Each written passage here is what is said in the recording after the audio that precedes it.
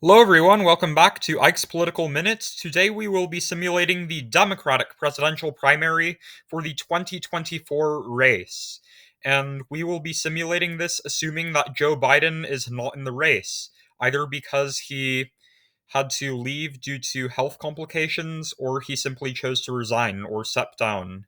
In any case, we are going to see what the field would look like, which candidates would dominate in a field without Joe Biden, because in the same way that Trump sucks up the oxygen in the Republican presidential primary, Biden sucks it up in the Democratic primary.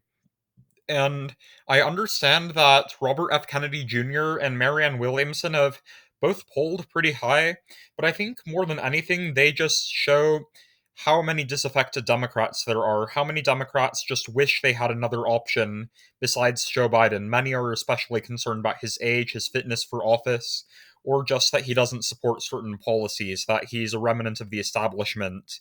Like, if you see right here, this is a poll of the New Hampshire presidential primary taken in April. And as we can see right here, several other notable Democrats, like Pete Buttigieg or Kamala Harris, came first, but Robert F. Kennedy Jr. was all the way down at 2%. I mean, listen, I get that Kennedy has gotten a lot of attention, but I think it's more because he's one of the only Democrats actually challenging Biden than that he's actually a good candidate.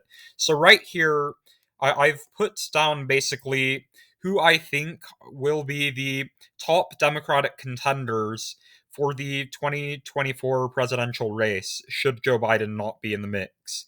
And I've kept Kennedy and Williamson, and I think Kamala Harris and Pete Buttigieg, who are both serving in the Biden administration, would definitely be included. And I think Gretchen Whitmer and Gavin Newsom, both of them have become Democratic stars on the national stage. And I think that they would also make their debut. And I think that I will see how this goes, but and not with the traditional first four states. I will start with the new Democratic primary order, which starts in South Carolina.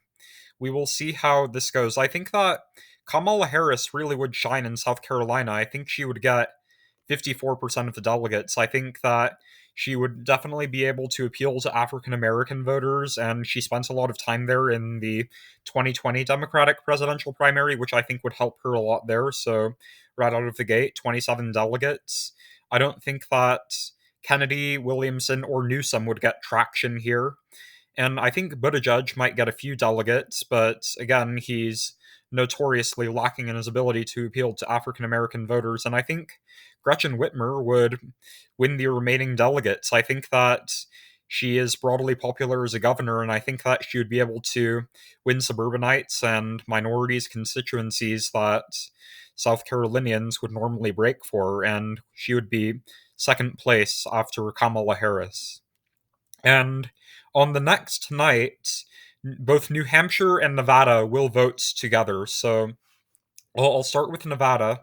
I think that Kamala Harris would also do well in Nevada, but not as well as South Carolina. Let's say she gets 24% of the delegates. I think Nevada is a place where Gavin Newsom would do well. I think he might get also 24% of the delegates just because it's right next to California, maybe even 28%.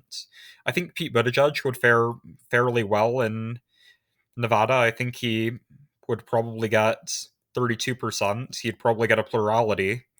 And Kennedy might get a few just anti establishment voters.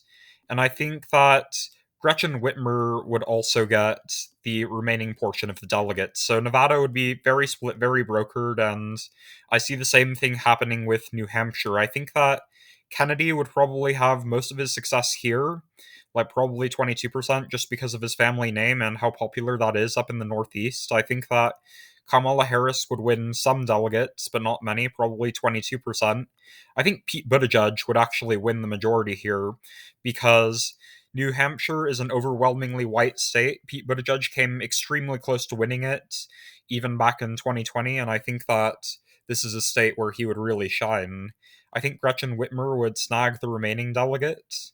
And now we move on to Georgia, which is the third state that will vote in the Democratic presidential primary. And at this point, I think that Williamson and Newsom and Kennedy will all drop out. This will just be a three-person race between Harris, Buttigieg, and Whitmer. And I think that Kamala Harris would probably win somewhere around 35% of the delegates in Georgia. She would do well there. But after her strong performances in Nevada and New Hampshire, I think Whitmer would be gaining traction. I think that Whitmer would narrowly edge Kamala Harris out and win 40% of the delegates in Georgia. And I think that Buttigieg would win the remaining delegates. He would win 23%. So then Gretchen Whitmer is starting to emerge as a close second to Kamala Harris. And this is where I think is the winning place for Gretchen Whitmer, Michigan, because it is her home state. I think Whitmer wins widely in Michigan. She's super popular there despite the lockdowns. I think she locks it down with 63% of the vote.